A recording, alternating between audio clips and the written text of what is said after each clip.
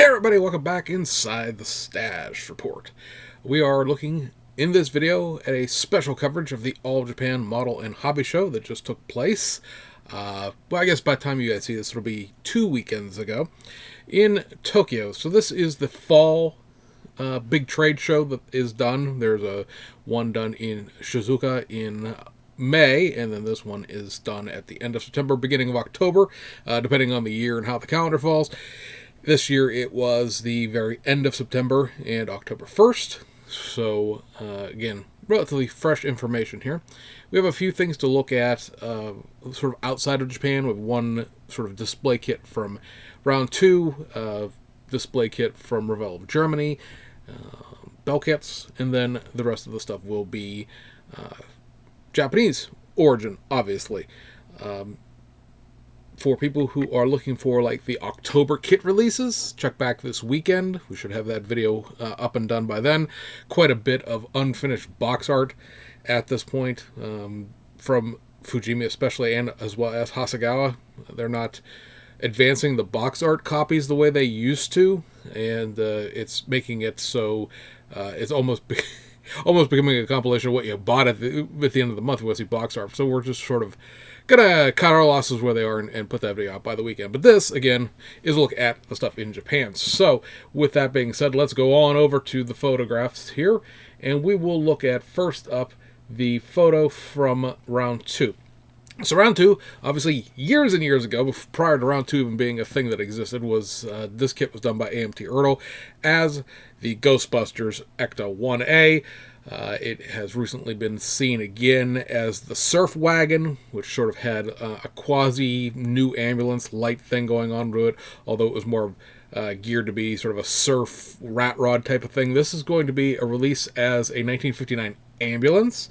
Don't pay necessary attention to the December release date there. Again, we're talking about releases in Japan here, and their release dates with round 2 stuff has not exactly been spot on as far as that goes. Platts, you may recall and recognize the name from, of course, the distributor of BMAX and Nunu. They are round 2's distributor in Japan, so this was at their display. And you see that this version of the kit has more new emergency lighting with the different style of roof lighting and the great big, as we would call them in the fire service, a Q siren, the old mechanical siren. This isn't actually a Q. Q doesn't have a light attached to the front of it, but it's an old mechanical wind-up siren.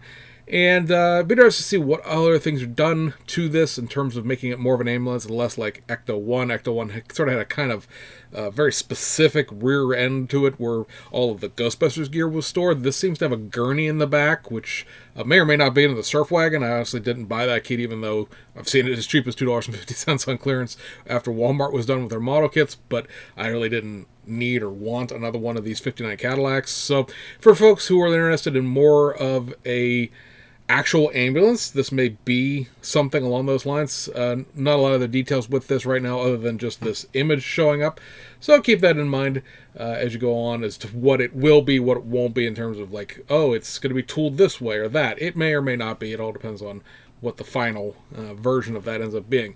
Over at Revell of Germany, this kit is actually out in Europe at this point, but this is the new tool Aston Martin DB5 for the James Bond Goldfinger kit. This is going to, at the current way it's been packaged, is only available as what they call a gift set, which comes with a couple of little pots of, and they're like tiny weeny little, like the old finger paint pots. They're probably, I don't know, 2-3 milliliters of paint and some glue.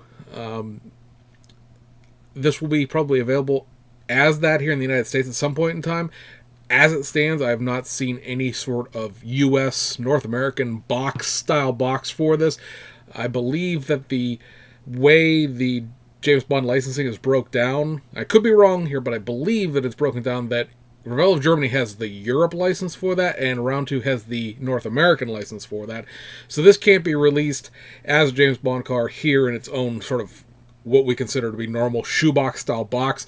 This will have to be bought through Germany It will be imported into hobby shops that carry Revolve Germany products, but it's not going to be something that's going to be boxed again and put up at Hobby Lobby or whatever. So again, it's a whole brand new tool here. The only sort of downside I see to this, as far as what I personally would have liked to have seen rather than what may not make business sense, is the fact that all the spy gadgetry stuff is tooled into this. I would have liked to have seen a factory stock DB5 that could be made into the James Bond car if you so desired. That hole in the roof is really making me not want to buy this, because I don't want the James Bond car. I want an Aston Martin DB5. And fixing that roof hole, in the fact that the trunk is separate because of the fact that the car had oil slick thing in the movie. There's a big groove cut in the body above the trunk where the bulletproof panel would come up above the rear window. It's very neat if you want to build a TV movie car. Totally cool for that. However, for a factory stock, yeah, this isn't it. I don't know if there will be a factory stock version of it. Seems silly to tool all this up and not have some second version of it, but as it stands right now, the Easy Click systems have not had other versions of the same kit. None of the existing kits have come out a second way, with the exception of the T2 van, like the 1980s Back to the Future bad guys van. That came out as a van, and then it came out as like the Westphalia camper top. So maybe I think the Aston Martin licensing, along with the James Bond licensing, has to be horrifically expensive. I would like to. I hope there's a factory stock version of it in there. But if it's not, it's still a new tool DB5, and it'll probably be a much easier and better starting point for a factory stock DB5 than any of the previous kits that are available. Trying to find one of those old monogram kits, although that's a DB4, or make something out of the Daiusha tooling. I'm okay with what this ends up being. The other sort of European tooling that was shown is the Belk kits, 1981-1982 Opel Ascona 400 rally cars. These have been kicking around since spring as far as these tooling shots went. They were shown at the Shizuoka Hobby Show. We didn't do anything for that. We're sort of taking that little hiatus of busy time over the summer. So yeah, this will be should be the next in line in terms of their back catalog, if you will. They're like 5-6 kits behind what they said they would produce, COVID and all that. So yeah, these kits I think are going to be pretty similar. There's differences in wheels between the two. It's much like the Opel. The other Opel, the life of me just slipped out of my head there. The other Opel rally kit they've already done. These both are going to have tobacco liveries, which means there's probably going to be some decals sort of tucked up on the very, very teeny top of the decal sheet that are away from other things, because Belk kits usually will go ahead and include those tobacco liveries, just not mention it, much like Italeri will do, where they will have the Marlboro logo in the BMW M1 kit, or the Rothmans logo in the Escort Mark II kit, but just not mentioned, but they're still on a decal sheet. Or you may have to come up with aftermarket. We'll see. There's no date on these. They say February 2024 on these placards, but as of right now, we haven't seen any kind of official movement out of Belk kits with that, as far as like what their release date's supposed to be. We'll keep an eye on it, and when they say they ship them, we'll keep an eye on it. It seems to be that we're going to get one tool a year out of these guys, for better or for worse, and so this will probably come out sometime in the first half of 2024. I just don't know how close February is to a reality with that. So that brings us to the actual Japanese kits, and we will talk about a few things from Aoshima and Hasegawa, and then we have a whole bunch of stuff once again to talk about from Nunu, which of course is like, who knows when that'll come out, right? But over at the folks at Aoshima, they showed, and this was shown as a early prototype at Shizuoka, this 1996 Nissan 180SX Type X. Now there was a long time ago in a galaxy far, far away, Tamiya did a 180SX. That kit was done in the very very, very early 1990s, and I don't know when the last time that kit was in the catalog. It's been a while. So Fujimi has one, but it's sort of a generic chassis thing that's usually sells for like $12 whenever they reissue it. So this is going to be an all new from the ground up tool sometime in 2024, no date on it. They showed another picture, which I don't have here, of the front end, the headlights will pop up or not. That's the gimmick with this kit, depending on how you want to build it. And I don't believe there's ever been this sort of later model 180 SX Type X before. I'm sure there will be a plethora of these done in terms of like these sort of Nissan builds that were extra trim, right? The 180SX from Tamiya is a 180SX period, and just full stop, factory stock. That's it. Curbside, whatnot. Now, this will be curbside as well, but this is the Type X. I was saying S, but the Type X has all the ground effects you see and the bigger rear spoiler and stuff like that. I think it was a JDM only car. So, if you're interested in that sort of thing, and the wrong side drive, if you will, doesn't bother you, that's going to be a brand new tool coming out at some point, probably in the first half of the year. The other thing, I'm seeing if I have the pictures for it. There it is, over there. Is this new tool, Back to the Future Part 1. Back to the Future DeLorean. Part 1 sort of silly because it was the original movie, right? It wasn't Part 1 the movie came out, it was just Back to the Future. And this is going to be an all-new tool DeLorean. This seems like you can almost, but not quite, build a factory stock DMC out of this. You can't, as it turns out. Looking at this, there's no rear window in this tooling. There's only the very large panel that covers the Mr. Fusion and the all of the electronics gear and stuff like that. But unlike a lot of the previous Back to the Future kits that have been done, this has everything separate. The doors open, so you can show off the interior, and you can have it be sort of the beginning of the movie, or with the big stick that hooks the power rod at the end of the movie. And everything is separate for ease of painting. The background image there says over 200 parts for easy to paint. Got a little machine translations, right? Curbside kit. It's a very simplified chassis on the bottom, because you're not going to see the bottom that much. And all the rest of it is, the work is done on the interior and all the sort of prop bits, if you will, for making it the time machine that it is. I'd love to see this as a factory stock DMC. I have nothing against Back to the Future. It's one of my favorite movies and one of my favorite movie trilogies. It's one of the few trilogies that exist that there really isn't a bad movie from. Some of them are better than others, but there's not really one that's like, I'm looking at you, Indiana Jones and the Raiders of the Lost Ark. Actually, no. Temple of Doom. Right? Raiders of the Lost Ark. Good movie, Temple of Doom, that whole thing with that was like a plot that has nothing to do with anything else. Yeah, could pass on that one. Anyway, my movie critique being aside, that's kind of cool. Be fun to see if some point in the future, if that comes out as a stock. Obviously, you would think Part 2, Part 3 in there somewhere, where they're going to have to make the wheels fold up. They're going to have to make the railroad tracks. All that stuff has been done in the past with the current curbside versions of these kits that exist, but they are starting fresh all over again with a brand new tooling. So that's kind of cool.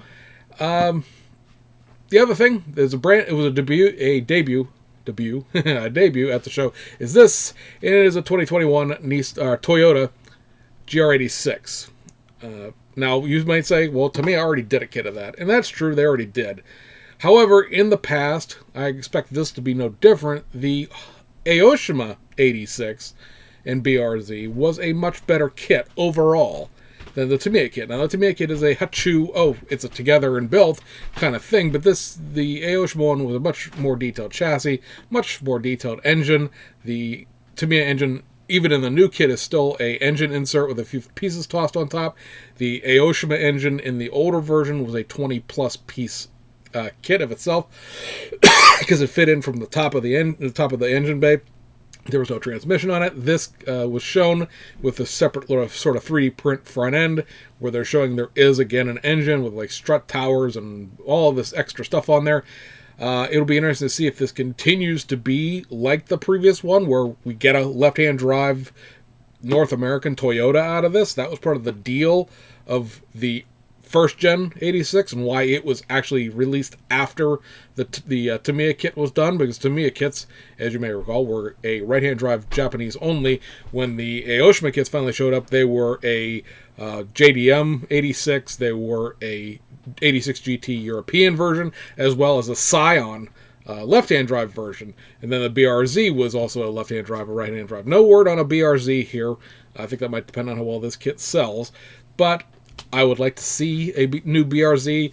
I know there's not a lot of difference between the two. It's really just the front fascias that are different, but there's no current up-to-date Subaru version of this, but there's already, going to be 2 Toyotas, so come on, help me out here, Aoshima.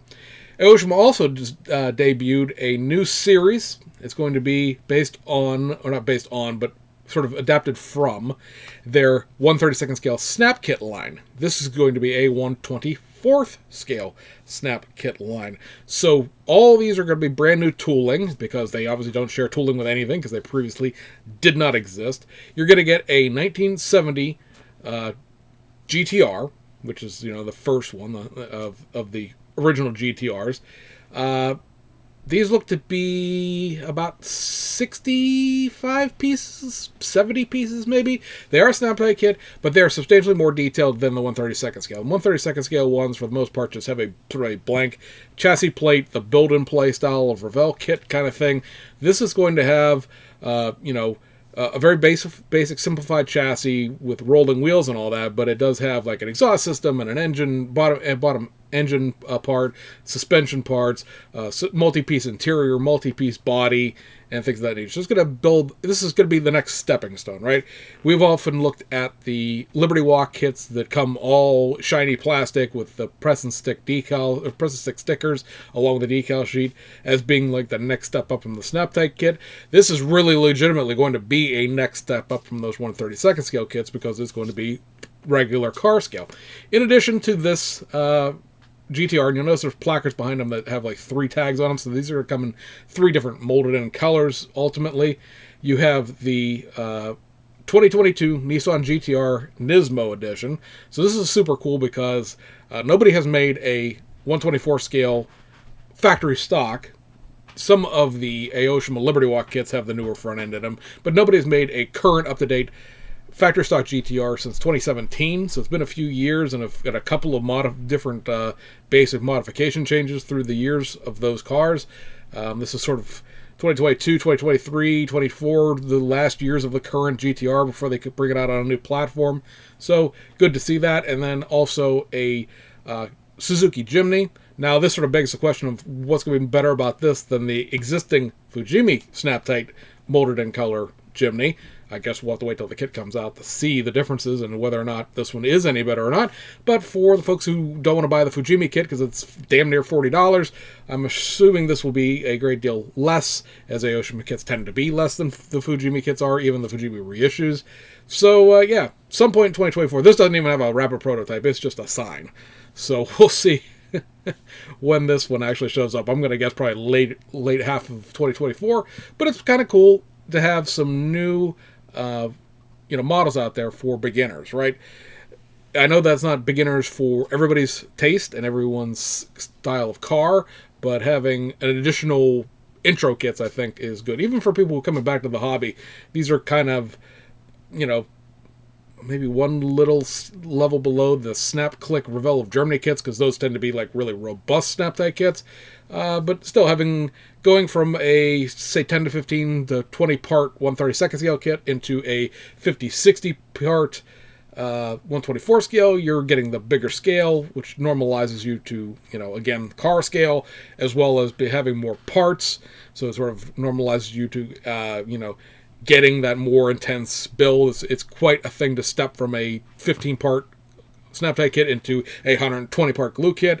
So this should interest. We'll see how it all works out, but we'll should bring up into that realm the possibility of continuing the hobby for newer folks. Over at Hasegawa, there's one new tool for the fall.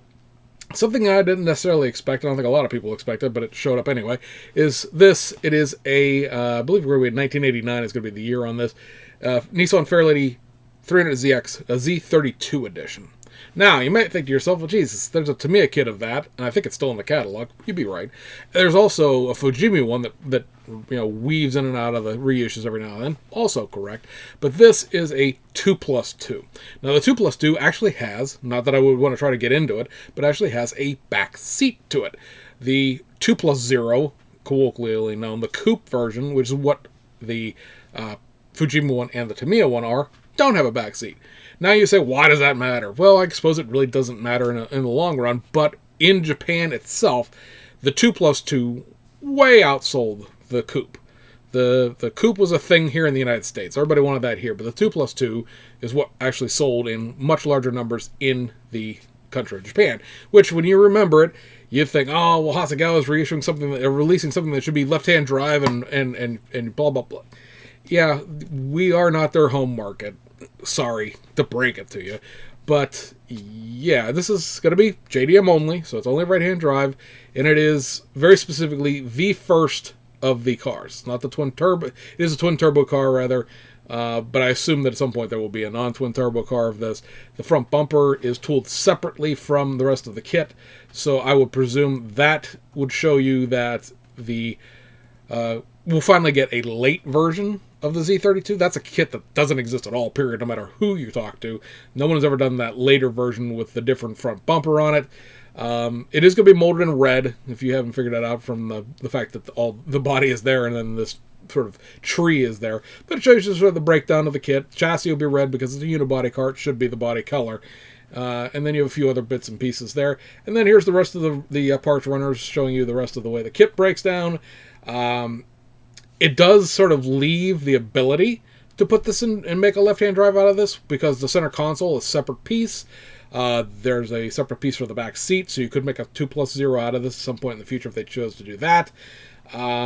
The very interesting thing I like, if you look at this parts runner, towards the right over there where the clear parts are, you have the two transmissions.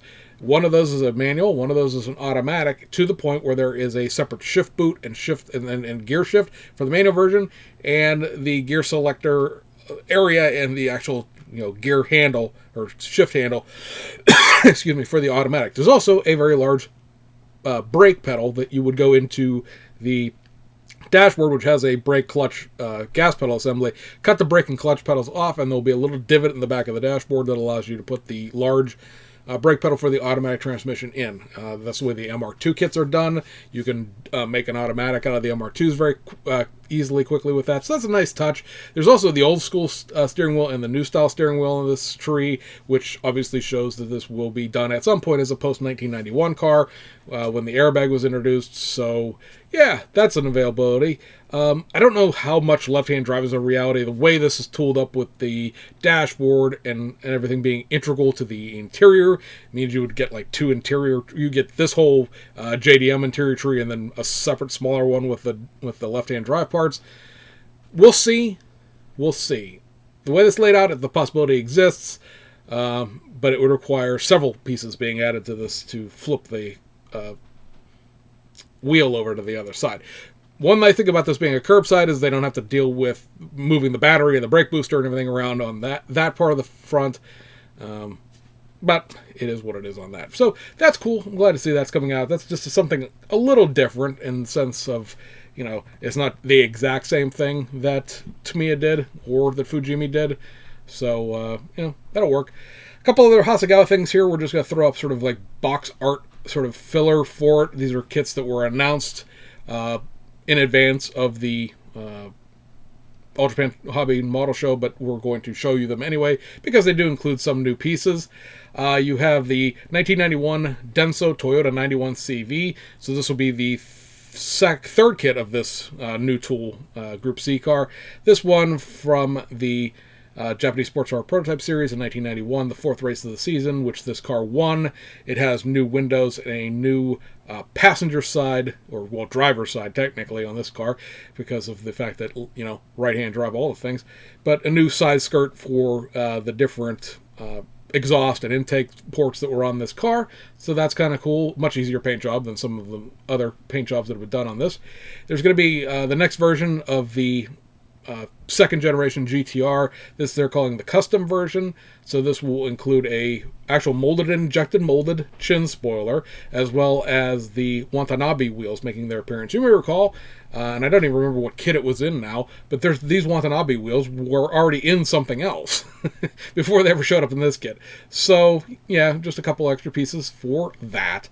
Then you get the, this doesn't have any new pieces in it. It's just worth mentioning because this is Of course, a very famous Tamiya kit that is not necessarily hard to come by, but getting one with good decals is a pain in the rear end.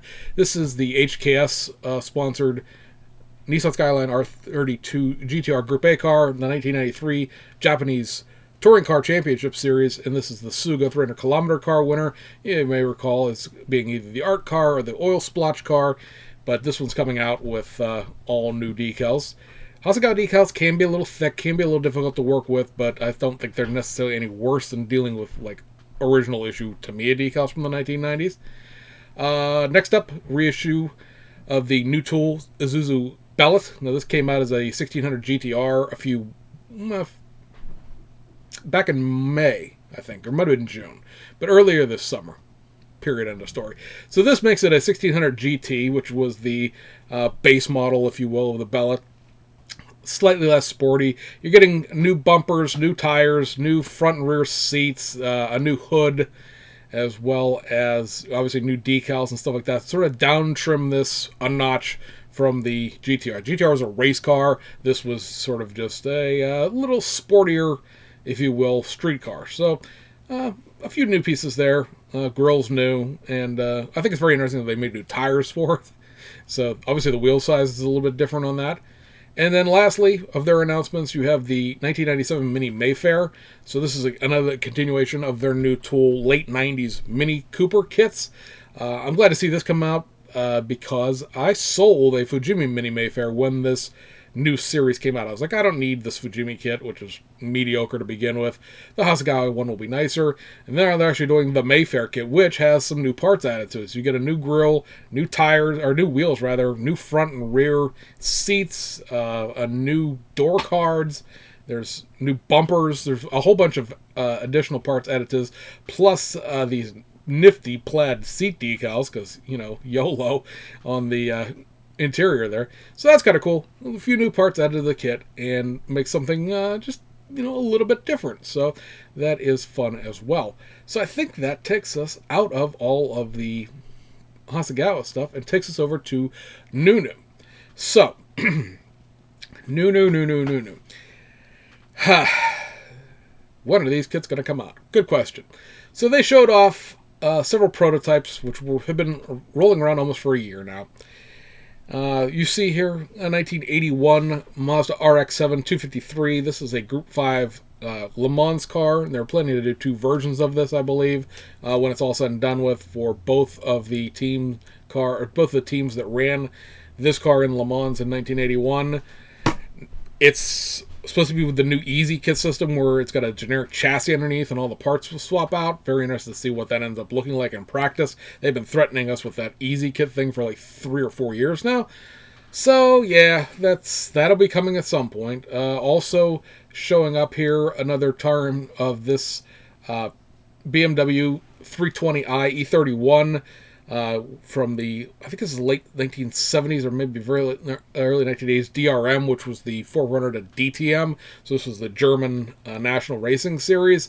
These cars showed up in Macau as well, so I wouldn't be surprised at some point in time if this version needs to be modified, or just somewhere down the line when they release it again, it has the Macau decals attached to it, because it did win one of the Group 4 races back in the day. So yeah, I mean, again, it's cool to look at, but who knows when that's going to show up.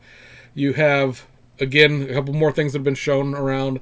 This Rover Vitesse from the 1986 European Touring Car Championship, also another car that ran at Macau, with the very famous Watson's water livery attached to it, finished second in 1986.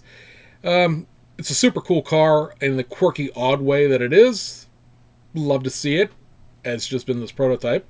And then another one that's been in prototype for a year now is this Alfa Romeo 155 TS. This is the touring car version that was the closer to factory stock little brother to the big DTM race cars. DTM race cars in the 90s were like F1 cars with bodies on them. This was more like a slightly modified stock car, if you will. Won the 1994 British Touring Car Championship. So it's historically significant in the fact that if you've paid a lot of attention to what BMAX and Nunu have done, they've done a lot of BTCC stuff.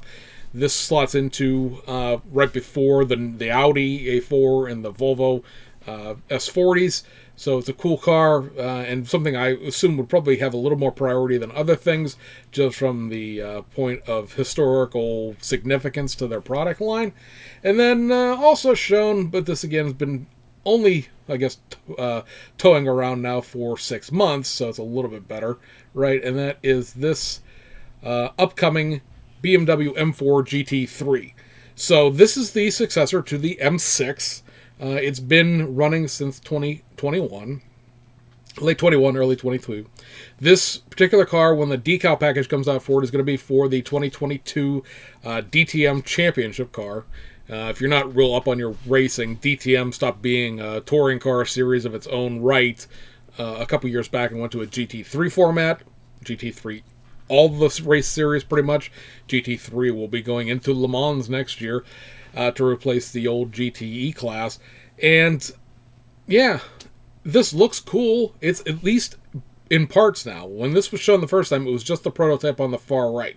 Now, it appears to have the body tooling done, and it appears to have the interior and chassis tooling done, and there's some wheels and tires over there on the far right.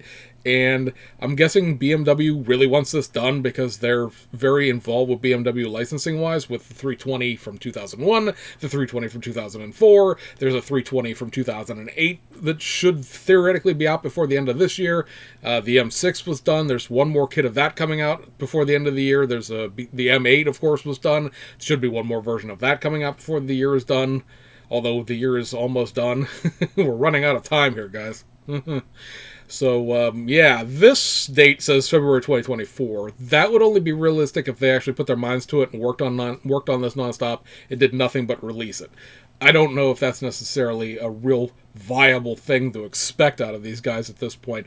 Here is actually box art for the DTM car. This Shell Helix, which is kind of blurry, probably because they don't have official licensing for it at the moment. But this will be the livery and everything that it will come out in, this red, black, and yellow car. So, yeah, that's cool. Not shown here, but also another thing that is supposed to come out before the end of the year, and probably legitimately might really make it out by Christmas, maybe, would be finally the 2018 GTE version of the Porsche 911. This was shown as a completely built model back in May. There are parts for it, you can see here, that are all done. The body, the tooling, everything is done for this kit. So it's just a matter of releasing it at this point and getting the production set and everything. When that's going to actually get done, I couldn't tell you. Several of the aftermarket guys who do decals are saying it will come out before the end of the year, because they obviously have a closer relationship with these guys than I do. We'll see. I mean, I would certainly like to get these and build the Pink Pig because it was the winning car, and then there'll be a plethora of aftermarket for it as well. A couple other BMX new kits that are coming out. This will be the other version of the M8 GTE I was just mentioning. This will be the 6 hours of Le Mans, the Petit Le Mans 2020 winner. And then also this Jax version of the EF9 Civic was announced. This is the 1991 season car. This car, these decals, this blue Jax livery that isn't the crazy orange, yellow, and red, or orange and green thing that they normally do, was only run in the 1991 season. And this set of decals has never been produced by anyone ever that I can find as far as the aftermarket goes. Probably because printing this would be kind of a pain in the ass because of the integrated jacks within the stripes and everything else like that. Something that really modern decal technology is just sort of catching up to now. So that, I don't know when we're going to see this. Probably after the first of the year at this point. It's supposed to come out in August, which clearly has passed since then. We're going to get another version of the 1/20th scale Brabham BT52. This was the 1983 Portugal Grand Prix, I think is what this winds up being. I don't necessarily know what's different about this compared to other versions. It may just be like the M8 and the Civic, where it's just new sets of decals on an existing kit. But yeah, I think that wraps up everything for this year. So that, guys, is a wrap up of what we saw shown and announced at the, let me check the date, I don't, because this is a something 61st, at the 61st annual All Japan Model and Hobby Show 2 weeks ago in Japan. Hope you guys enjoyed it. We'll see you guys on the other side.